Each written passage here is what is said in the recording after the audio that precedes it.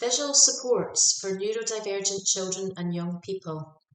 Hello, and welcome to our Visuals workshop.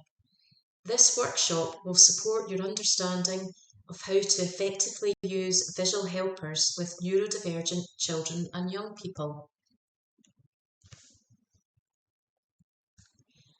What we will cover.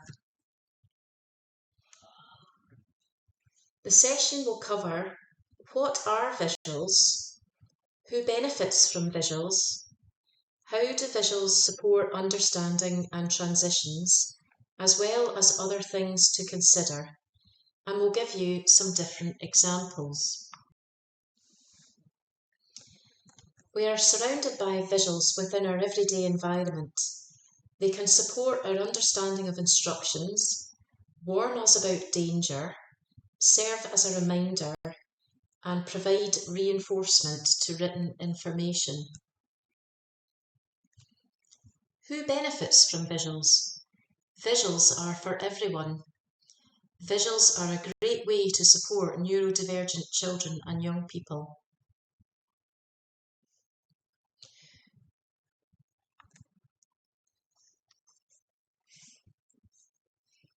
Children with all of these presentations may benefit greatly from visual supports.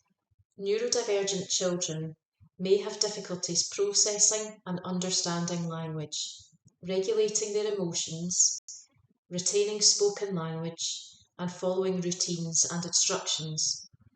Visuals can really help in many everyday situations to reduce language overload and support independence.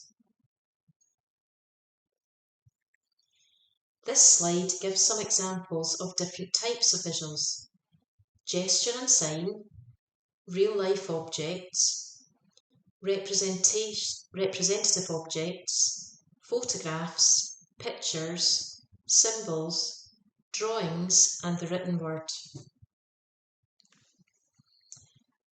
There are many reasons to use visuals. Visuals are permanent, but the spoken word quickly disappears. Some children require longer processing time, and a visual can help keep the idea in focus. Visuals are useful for preparing children for changes to their routines, going to new places, providing structure and sequence. They can help develop understanding and build independence. They are transferable both for school and home and across all different environments. They are concrete. They can help reduce anxiety where a child is more able to see what is happening next.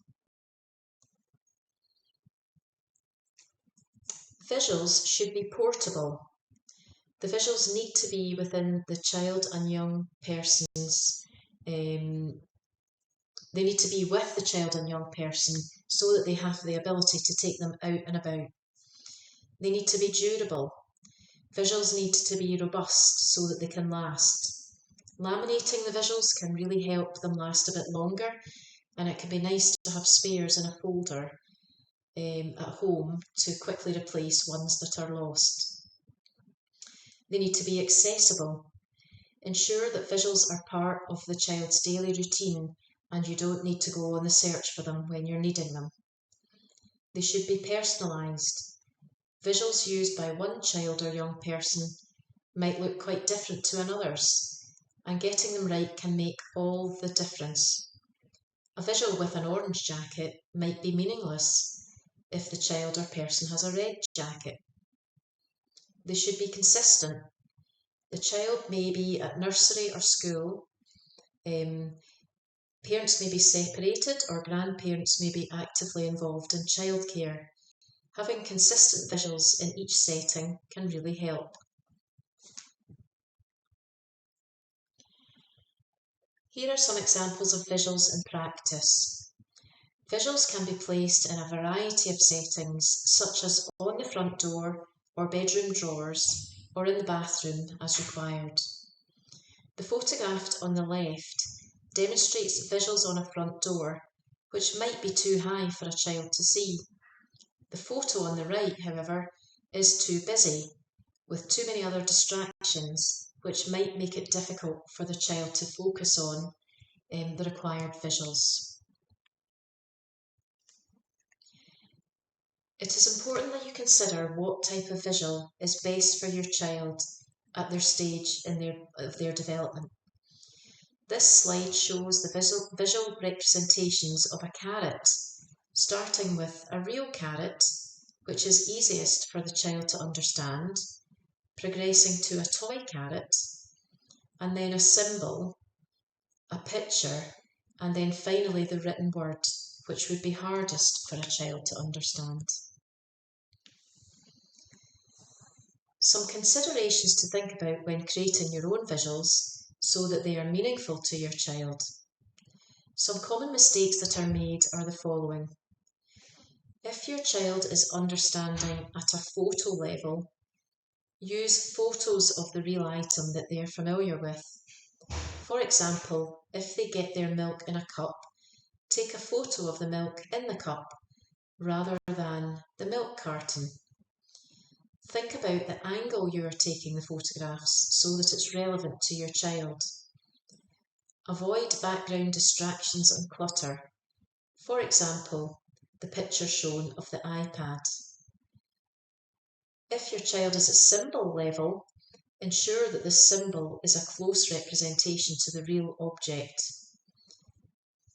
Be mindful of words that have double meanings. For example, a bat.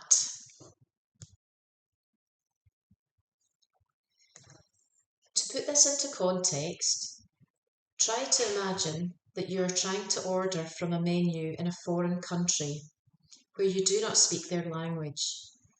How easy would it be for you to order from a menu like this? What do you think might help you? How about now? Is this any easier? What could improve it even more? Here you can see the benefit of using clear visuals to support understanding.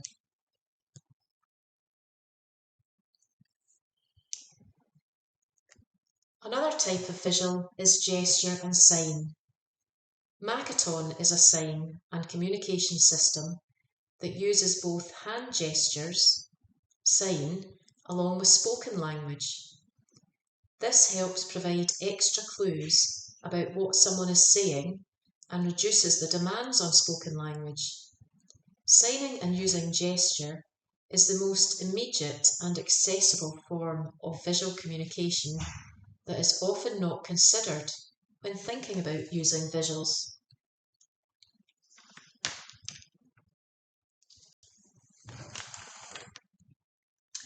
What are objects of reference?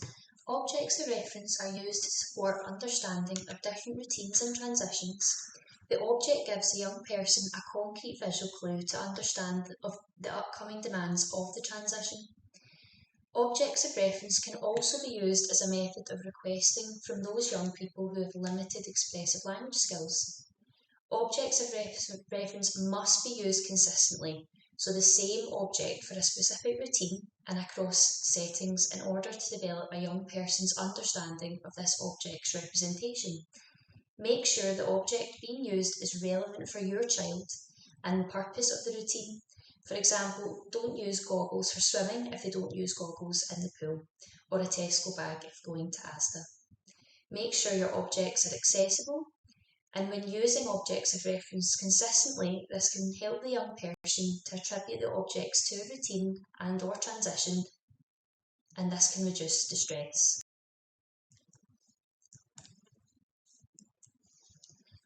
Here we have first then or now and next boards.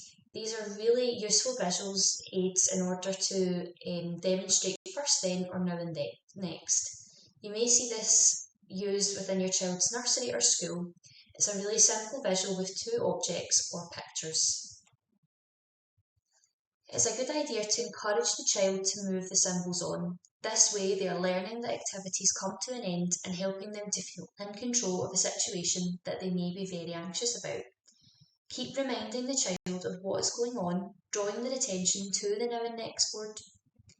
Consider the order of things. So, for example, if a child needs to complete something they do not like, then it is often a good idea to put something very motivating in the next column to encourage the engagement.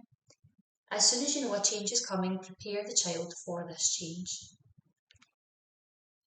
Here we have visual sequences. Visual sequences or visual timetables can be used to sequence steps in order to demonstrate what is happening. Here we have an example of objects from left to right. Here is another example of a visual timetable from top to bottom. This can be particularly helpful in everyday routines to support understanding and independence, such as daily routines at home or in school. Most primary school classes use visual timetables. Here we have visual shopping or checklists, which is really hands-on for the child and builds their independence. This can be really helpful to use with a neurodivergent child when visiting the supermarket, as it gives them a clear focus and job to do. Make it accessible, so parents don't need to create a new list every time they go to the supermarket. However, you can rotate it a few times to keep the novelty. It may be helpful to make sure the last item on the list is the aisle they visited last.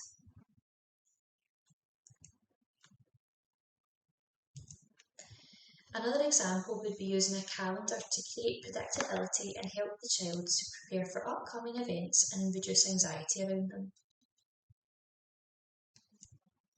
Here we have a visual choice board. With this choice board, start with a small number of familiar choices and build up gradually. This might be helpful for children who can find it difficult to get started with an activity or tend to choose the same things. Visual timetables can be of great benefit. A timer can help to keep the child focused until it is time for the desired activity. Seeing a visual timer can support the preparation for change. A timer can reduce the stress of how much time remains. Knowing the time frame can help the child to complete an undesirable task. Timers can also support the transition from one task to another. And there are various apps available which provide a visual countdown with supporting pictures.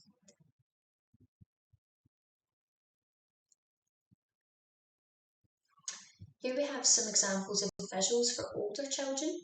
So we have checklists, helper timeout cards, traffic light systems and sticky notes. Older children and adolescents can really benefit from using different types of visuals such as written checklists, a help of a timeout card to allow them to provide a discrete means of communication, a traffic light system to communicate a need for emotional regulation support, and sticky notes for reminders. The Neurodevelopmental Service uses visual supports for children and young people attending clinic appointments, and these can be found on our online platforms. These sometimes include pictures and information about the clinic they will visit and the clinicians they will likely to meet. Schools often provide similar supports for children at points of transition, for example, pictures of buildings, classrooms and teachers.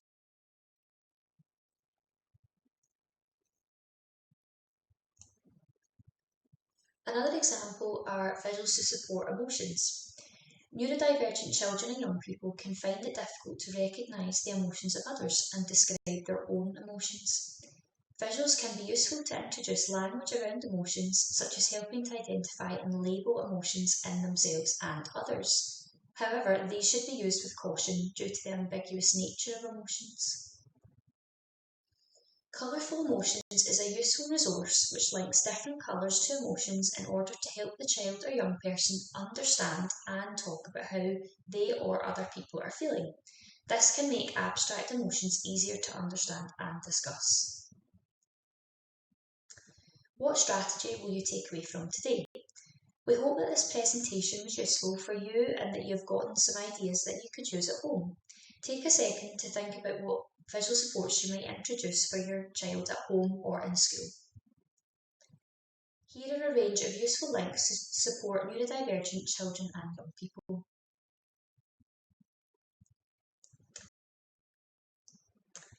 Here we have some links to NHSL Community Speech and Language Therapy.